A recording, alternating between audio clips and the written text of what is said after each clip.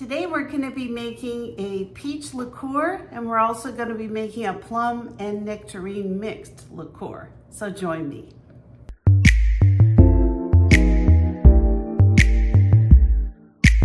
So all summer long I have been canning peaches. I have been making peach cobbler. I have been freezing peaches. Holy smokes. So these are delicious and I really do love them. Today we're going to be making liqueur. So let me show you all of my supplies and then we'll get started. So I start off my supplies with some nice, clean, beautiful Alberta peaches. And I've got a 2-cup measuring cup that I'm going to be putting the peaches in. Now I leave these skins on, but I do discard the pits, and I try to just get them into just kind of little slices so they fit into my jar. And then I have a nice sized jar that'll accommodate the peaches, the vodka, and the sugar. So as you can see, I'm just kind of going through my peaches and looking for the most ripe peaches. Even if they're a little squishy, as long as they're not all bruised up, these make a delicious, delicious liqueur. The riper that your fruit is, the sweeter it's going to be. So even if you're buying fruit from the grocery store, if you don't have trees in your yard, you'll want to look for fruit that's very ripe. And then I would also suggest maybe leaving it on your counter a little bit longer. So once you get all of the peaches cut up, you'll want to pour them into your container. And then you're going to add the same amount of sugar into a 2-cup container. And you're just going to pour that right in. And then you're going to be pouring the sugar right over the peaches. So I've added 2 cups of my sugar to the jar. As you can see, it's kind of skittled down to the bottom of the peaches.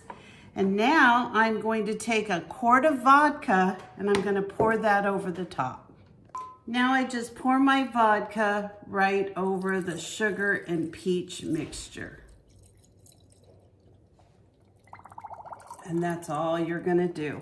Now for this particular container, this one actually came with a gasket and I've removed it. All I'm going to do is I'm going to clean the rim just to make sure there's no sugar crystals on it. And then I'm going to put a little piece of plastic over it and I'm going to just close this very lightly. Now this is the only time in the whole process you're going to stir this, and I'm really not even going to stir it. I just want to make sure that the sugar is completely down the sides of this peach mixture. And I'm going to, like I said, just get the sugar off the top and then I'm going to close it up. So I've lightly put a piece of plastic over my lid. I'm just going to close it like so. And this is primarily so ants don't get in it, but it's a very loose fit now that I took the gasket off. I'm going to put this in a nice dark place for about a month and then we'll come back and I'll show you how it looks. Let me start next with the plum and nectarine. So these are my plums and my nectarines. Now my nectarines are a freestone, so the pits actually come away very easily. So I'm going to go ahead and just slice these up and put these in about 1 cup of my measuring cup. And then I'm going to show you what I do with my plums. I try to make them kind of small because I want to get as many of these in as possible. I mean, my trees have been loaded for almost 2 months and I just feel like all I've been doing is processing fruits and vegetables, and which is great. I mean, come winter, I'm not going to have to buy anything.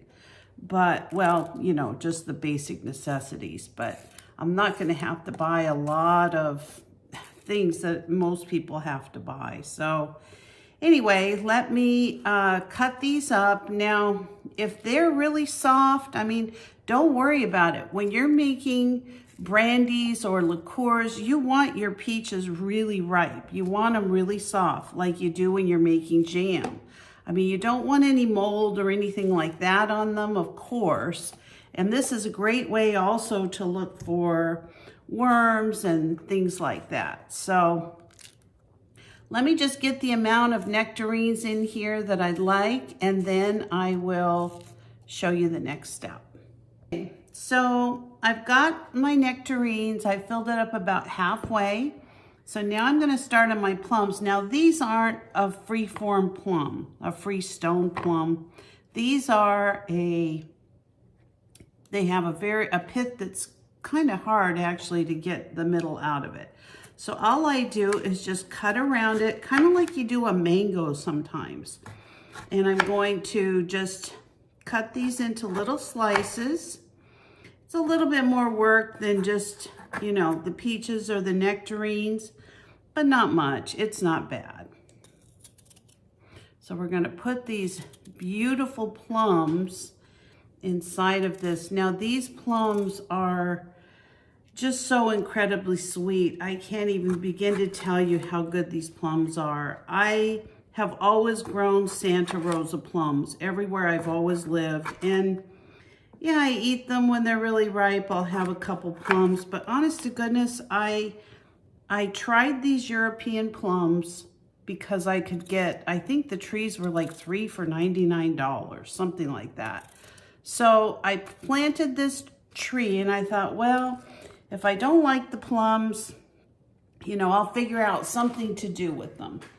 And oh my gosh, I will never ever plant another plum tree again. I just love these European plums. They are so incredibly sweet.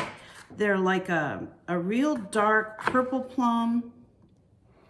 If you could see that. I mean, I'm gonna eat one on camera just so you can see.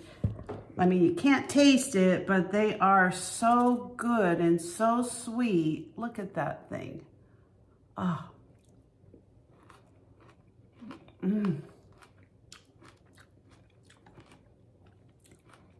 gonna eat the whole thing.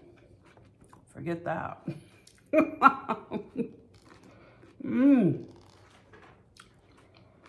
Oh my gosh. They're like candy, I'm not kidding.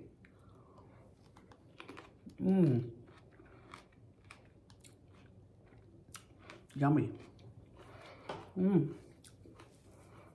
Well, back to the cutting of the plums.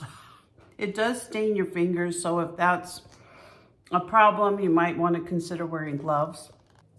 So again, it's the same thing. You're going to be putting your fruit right inside of your container, whatever that looks like for you. I prefer glass, but I have used plastic many times and everything's fine with it.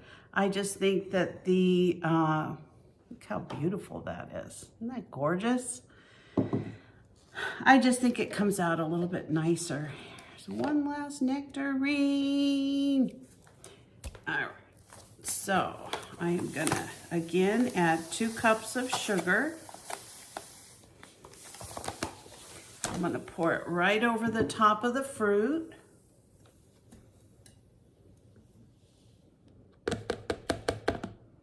That is good for me. So I'm just gonna pour the rest of this right inside of it, right on top of the sugar.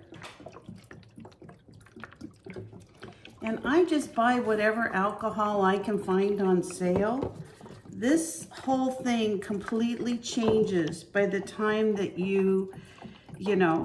by the time the fruit and the sugar and everything ferments, it is going to be a completely different flavor than you're going to get when you're just trying to drink some vodka or what have you. So this is vodka that I put in, and I'll just finish putting this in and give it a stir, and I'll show you what we have.